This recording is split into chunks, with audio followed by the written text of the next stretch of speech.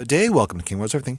Today I want to talk about video game prepping. If you ever look on YouTube or some of those like wacky sites, look up prepping, and you see a lot of people out there, they're preparing for disasters. So they're going to be able to hunker down out in the woods or on their farm or in their home, and while everybody else is thirsty, starving, going insane, they're going to survive. That's their plan. They're planning on surviving, and they're going to do it by prepping. So I want to talk about video game prepping.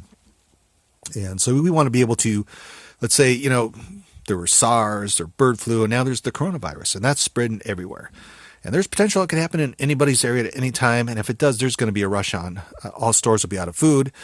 People aren't going to be going to work. You could lose power. You could lose water. We want to be ready so we can video game on Not Jones by not being able to have any kind of video games going during the day.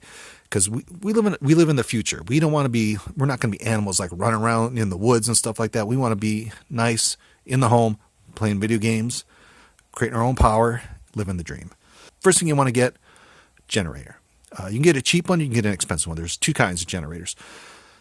Just a normal generator and an inverter generator. The difference between the two is the inverter one is designed to put your nice sensitive equipment like your Xbox, PlayStation on, where the normal generator, you can plug it in, but the power may not be as smooth or as clean as just the inverter generator. But what I would recommend is getting the cheaper generator and getting a UPS for it. So what you want to do, I would go look at just kind of a general thought, just a cheap generator. Go like Walmart or Harbor Freight. You can get a 4,000 watt generator, about 3,500, 4,000 watts for about $300, $320. So not bad. But what you want to do is you want to take the runtime of the generator divided by the total wattage of all your devices using. So let's just say there's 7 days in a week. So you want, let's say, 10 hours a day. Divide that by 7 days a week. Then we'll come up with, I don't know, what would we even come up with? I don't know. Oh, let's do it this way. How about if we do it this way? Let's say there's 4,000 watts max on your generator, full blast. So you want to take the wattage of your PlayStation, your Xbox. So PlayStation, I just got these numbers on the internet. So how are there? PlayStation uses 120 watts, Xbox One uses 72 watts. Let's say your TV uses 100 watts. So let's say you got a PlayStation 4 and a TV, and you're doing, say, 100, let's say 300 watts total. So you got a 4,000 watt generator using 300 watts, you're still good. So you can run a fan, you can run maybe a small heater, maybe like a blender, make up some margaritas. That'll get you covered. But you want enough power to supply all your devices and not you have to say, oh, we can't have the fan on or we can't have the TV on. We have to pick one or the other. Get a nice big one. And that'll kind of get you through. But like I said, I would get the cheap generator, just get a $300 generator, and then get a UPS. UPS you can spend a lot of money on. You don't have to spend a lot of money. But you want to get it fairly decent. Get like a nice APC generator. I'll show you here kind of what I got.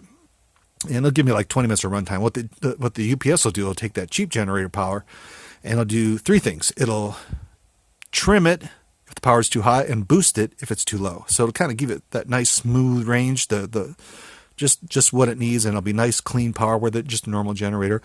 The power will be it's more designed for, running a fan, running kind of dirty things, nothing like really sensitive equipment. So you don't want to run your DJ equipment on just a cheap generator. Inverter one, yes, but you're going to pay, 4 to 5 times more. So you can kind of go cheap and use it for kind of everything. So that's kind of what I would do for that. So like I said, add up all the wattage of all your devices. So you got your Xbox, your TV, your blender, your fan. If it's the summer, a small heater. If it's the winter, and it usually let's say it comes up to 2,000 watts, and you got a 4,000 watt generator, you're good, baby.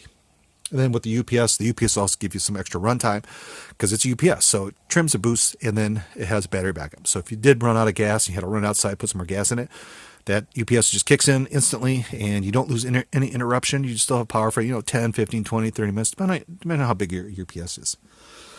Then we want food. You need food. If coronavirus, any kind of disaster hits, you're going to be, every store is going to be wiped out within hours, just be gone. That's just the way it is. So go to the store, grab as much as you can, stock it, get stuff that's not going to spoil because you can use it throughout the year and just keep, as you use it, restock it.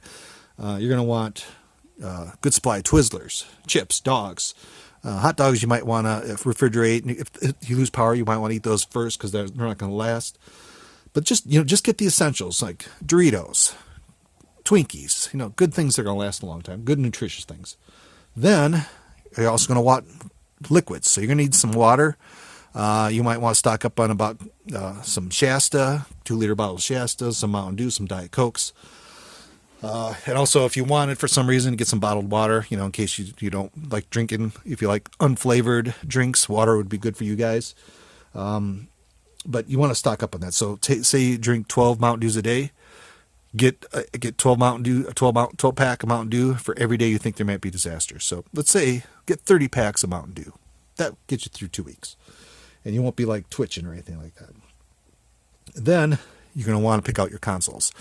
That might be hard. You're not going to run them all at one time. You're going to run 1 or 2. I picked out a couple games that I thought might kind of be fun, kind of get me through the day. But my goal is I'm going to probably use a little bit of everything. Probably Atari 2600, just because for the retro stuff might be kind of keep your mind off the disaster. The Xbox One, you're probably going to want games that don't need internet because there's going to be no power, no internet. So you might want to get some games like a little Game Boy Advance, play or a Nintendo 3DS or DS, something, you can also charge that off of the UPS. And those, if you say power did go out or you just want to shut off the generator and sit in the dark, you can play, your Game Boy Advance. You'll get a couple hours out of those. I think the 3DS gets maybe 3 to 5 hours. Game Boy Advance, maybe 4 or 5 hours, something like that. But I did pick a few games, and these really don't need internet for.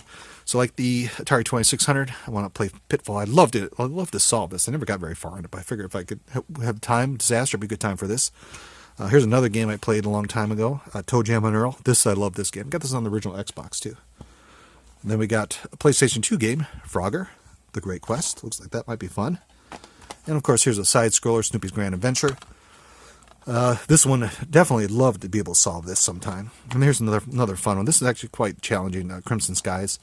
Just another really fun game on the Xbox. So I kind of picked just a couple, but I got like lots and lots of games. So these are kind of like my starter pack, just to get me going, in case first if something happens, I got these ready to go. We can start playing right off the bat. So, and then I probably on like the 3DS, DS, I'd probably play Phantom Hourglass. I got kind of far on that. I want to solve that sometime, and maybe Grand Theft Auto 5 on the Xbox One. That might be a fun game to play also. But anyway, I thought that would be kind of interesting. Maybe kind of help you guys do some prepping, and at least start thinking about put that bug in your ear, get you going on it. Because if it does happen, and it potentially could happen at any time, you want to stock up, get some power, get some food, get some drinks, maybe a blanket. Blanket might be good. Maybe a pillow, maybe a small fan, maybe a small heater if it's the winter. Probably doesn't hurt to get you a couple extra things, and maybe get some food, some good food too. Something nutritious, something that's not going to spoil, but just the essentials. So anyway, hope you guys enjoyed the video. That you guys have a great day.